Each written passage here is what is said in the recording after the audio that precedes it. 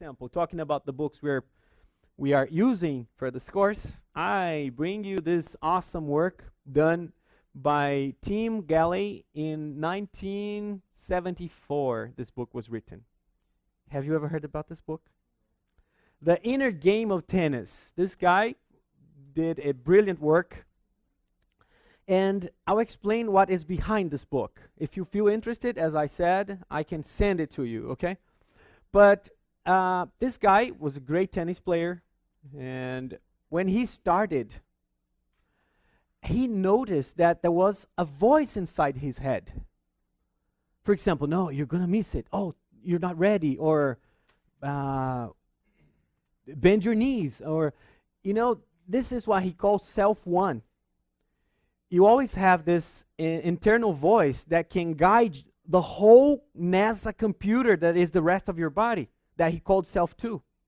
Imagine while you're talking to me, the self-two is doing all the job to keep you alive.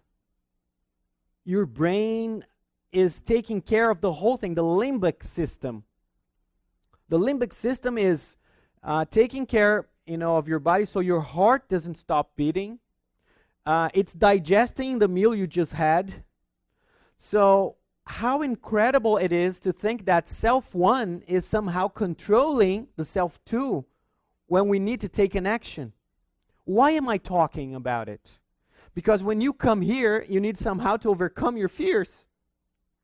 And self-one is always talking to you. For example, in the tennis, you guys, you like tennis, you said, when I'm playing tennis, I can also play a role here in order to take the other person on the other side of the court out of the balance. So if I do something to provoke you, you lose your concentration. So when you're focused, when you learn how to control this self-one, it's really magical what can happen. It's really magic what can happen. So today, when you come here, you will hear the voice of self-one, I'm sure. What I try to do is approach our presentation to an informal conversation, because it is actually an informal conversation. So if we could take the same state of mind that I'm having here to this place here,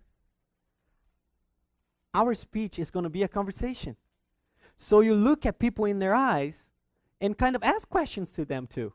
For example, what is the purpose of this? And then you pause. People think about it, you see, but I know that it's going to take some practice for us to do that. I use a strategy, which is, I think I told one of you.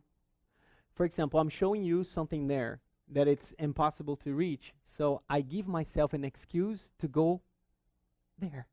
So I say, for example, like we have here, for example, working together, and then I'm already here. And then I can continue here. Nobody notes, nobody takes note of it.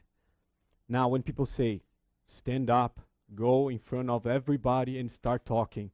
And then the teller, the self-one starts saying, my God, what am I going to say if I fail? If my voice doesn't come out? Or, and then you come here and say like, what should I say now? Remember? So now if you make it natural as much as possible, it's going to be really an informal conversation. And that's my goal.